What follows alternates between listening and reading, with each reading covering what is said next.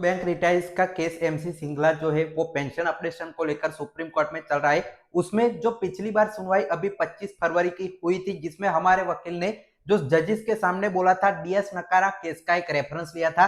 साथ ही में जो कॉमन ऑफिस रिपोर्ट आता है, बार बार यहाँ पे डीएस नकारा केस का जो रेफरेंस है वो दिया जाता है पेंशन अपडेशन को लेकर।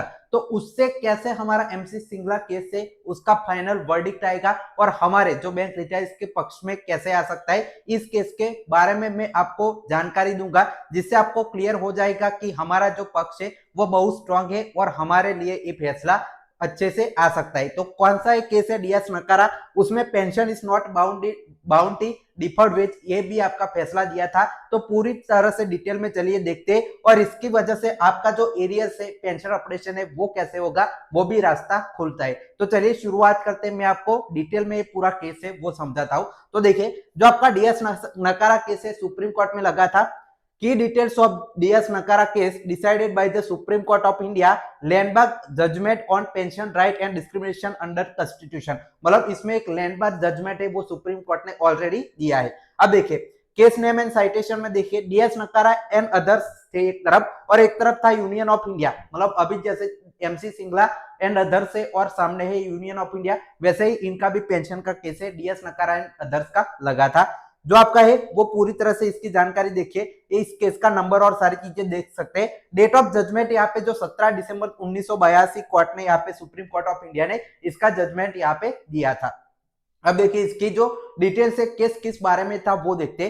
फैक्ट ऑफ द केस देखिए, mister DS Nakara and others were pensioners who retired from central arm forces service before 31 March 1979। मतलब डीएस नकारा और बहुत सारे लोग थे वो यहाँ पे सेंट्रल गवर्नमेंट में आर्म फोर्सेस में वर्क करते थे और रिटायर हुए थे 31 मार्च 1979 से पहले। In 1979, the government introduced a liberalized pension scheme under Central Civil Service Pension Rules 1972। मतलब 1980 79 में आपका जो सेंट्रल गवर्नमेंट है उन्होंने लिबरलाइज पेंशन स्कीम यहाँ पे जो आपका सेंट्रल सिविल सर्विस रूल से पेंशन के उसमें जारी की।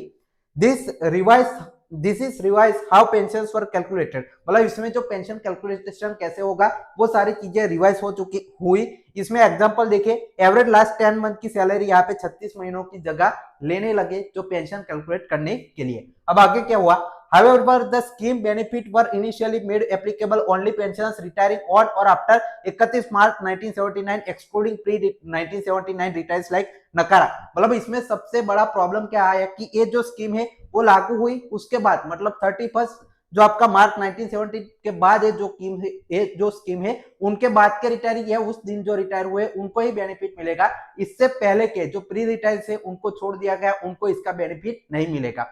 As a retired junior retiring slightly later received much higher pension compared to the senior who had served the same time solely because of arbitrary retirement date cut off। मतलब इससे जो आपके पहले के रिटायर है, मतलब जो पिछले 5 के रिटायर से उनको कम पैसा मिलने लगा और जो बाद में रिटायर हुए उनको बहुत ज्यादा, जूनियरों को ज्यादा पैसा मिलने लगा। जैसे हमारे केस में हो रहा है कि अभी जो क्लर्क रिटायर होते हैं उनकी जो पेंशन है वो बहुत ज्यादा होती है, लेकिन जो आपके जनरल मैनेजर 5 के रिटायर है जो 1990 में रिटायर हुए थे उनकी बहुत कम पेंशन बनती है। वैसे ही जो आर्बिट्रेशन डिस्क्रिमिनेशन है वो हुआ, सिर्फ रिटायरमेंट डेट कट ऑफ आपका लग गया कि पहले को रिवाइज किया और पिछले को यहाँ पे छोड़ दिया गया। इस तरह से आपका जो है वो डिस्क्रिमिनेशन इस केस में होने लगा। इसकी वजह से लीगल केस आपका सुप्रीम कोर्ट ऑफ इंडिया में पहुंचा। अब आगे देखें लीगल इश्यू क्या था।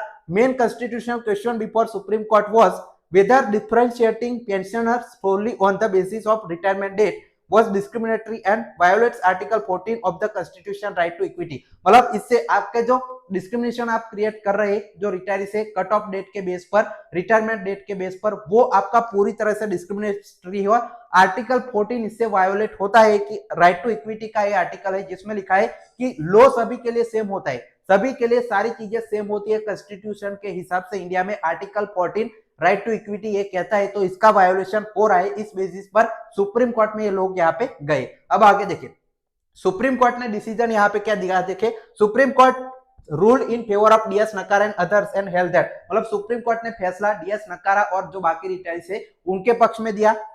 Pension is a right not a bounty. The court emphasise that the pension is were mere bounty or gratuity but deferred wage of past service integral to socio economic justice, मतलब pension कोई boundary नहीं है, ये deferred veg है जो पास के retires है उनका, और उनको ये जो हक है वो उनका मिलना चाहिए। सबसे बड़ा ये फैसला इसमें सुप्रीम कोर्ट ने दिया। इसके बाद देखिए date based classification violates article 14। Supreme court ने क्या कहा, जो आपका क्लासिफिकेशन है पेंशन का depending on whether they retire before और after particular date without any rationalisation violate the right to equity. Article 14 ये वायोलेट करता है। The differential treatment lack intelligible different and no pensionable taxes in the objective liberalization pension benefit, therefore the court cut off date was declared arbitrary and discriminatory। मतलब court ने साफ साफ कहा कि आप जो कट ऑफ डेट वाली चीज कर रहे हैं वो पूरी तरह से आपकी गलत है।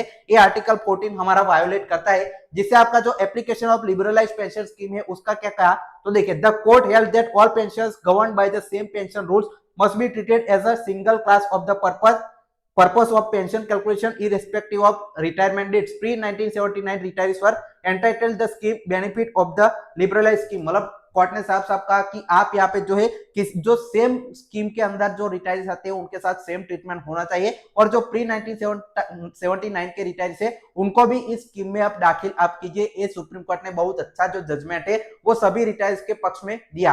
अब आपको भी ये सवाल आ रहा है होगा कि ये एमसी सिंगला केस से रिलेटेड कैसे, तो देखिए एमसी सिंगला केस में भी यही हो रहा है कि पेंशन ऑपरेशन एक बार यहाँ पे जो है वो की गई है 1986 से 7 तक, रेगुलेशन सबके लिए सेम होता है। जो रेगुलेशन बीईपीआर 1995 और रेगुलेशन 35(1) में साफ साफ लिखा है सभी रिटायर्स के लिए पेंशन ऑपरेशन एप्लीकेबल है, तो आपने एक बार करके छोड़ दिया है। इसमें सुप्रीम कोर्ट ने साफ साफ कहा था कि आपका जो एक पेंशन स्कीम के अंदर जो एक रूल के अंदर आते हैं सभी के साथ सेम ट्रीटमेंट होनी चाहिए। तो 1987 के बाद के जो आपने पेंशन ऑपरेशन नहीं किया है वो गलत बात है, और सभी को इसमें आपका है वो सेम तरह से सभी का ऑपरेशन होना चाहिए। तो ये बहुत ही महत्वपूर्ण आपके लिए पॉइंट होगा सुप्रीम कोर्ट में जब फाइनल वर्डिक्ट जो है सुप्रीम कोर्ट देगा एमसी सिंगला केस में। तब आगे देखिए इसमें और चीजें कही गई है।